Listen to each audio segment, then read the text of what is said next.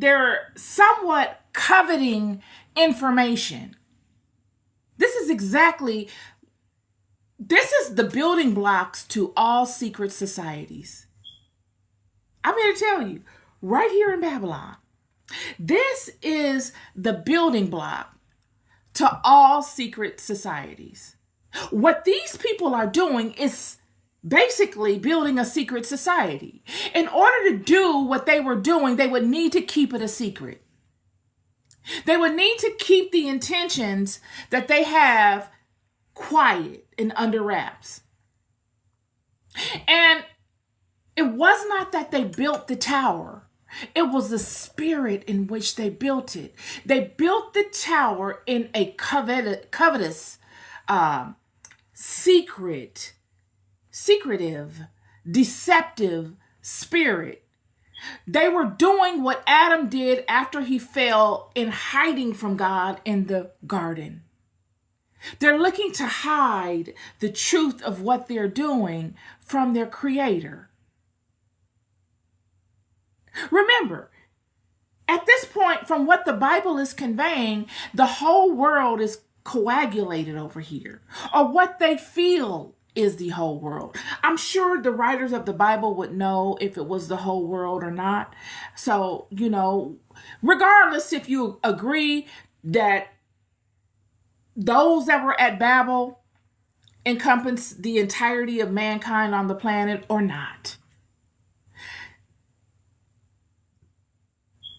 the world as these people knew it were all coagulated at Babylon. They decided to coagulate in a particular region for a particular purpose that was wicked, deceptive, and covetous. And they decided to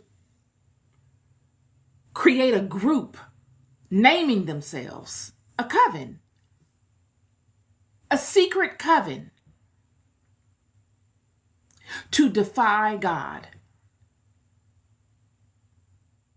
The knowledge that they had, everybody in the city did not have. You had worker bees, you had leg men, you had people that were doing the industrial and the manufacturing work needed to build this tower. They did not know the spiritual sciences needed to enact such a thing. It's a pyramid structure, is what we're seeing here. There were a very few at the head of the pyramid, and the masses are right down there at the base, fueling the coming about of what those at the head were creating. And this is what God saw. This is a system in which God is saying, oh, you can't do this. I can't allow you to do this.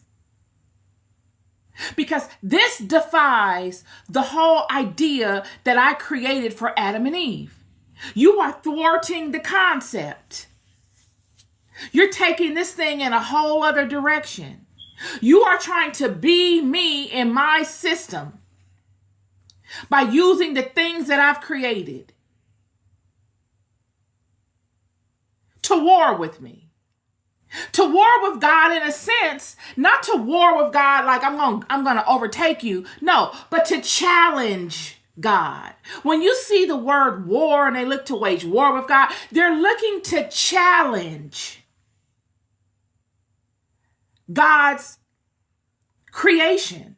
They're looking to challenge the foundations of which God established for us in our creation. They know that they could not overtake God. They're not even thinking of that. That'd be ridiculous.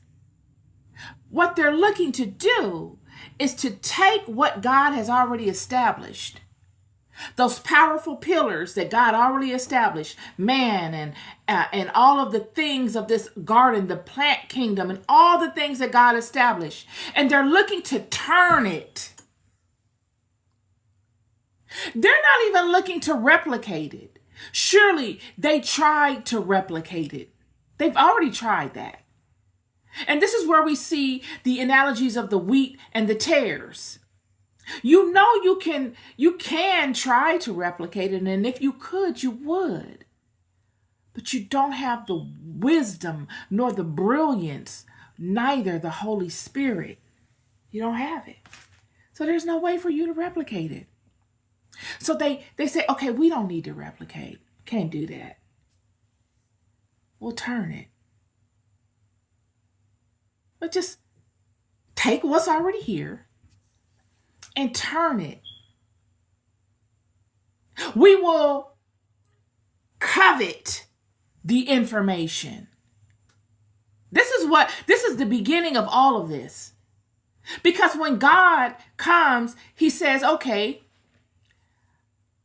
I see how you're thinking. I got to figure this. Okay, I'm going to turn you. I see which way you're going with this. I'm going to scatter you. I'm going to scatter you. And in this way, you will no longer have a coven to depend on. It's going to be every man and woman for themselves. The covens hate this because they have no power. The coven's power is in numbers. But God did not set this thing up for power to be exclusive to a particular group of people. God set this thing up so that power is exclusive to the individual. So that each individual is independently powerful. And then when they come together, they are unstoppable as a collective. Do you hear me? God made this thing so that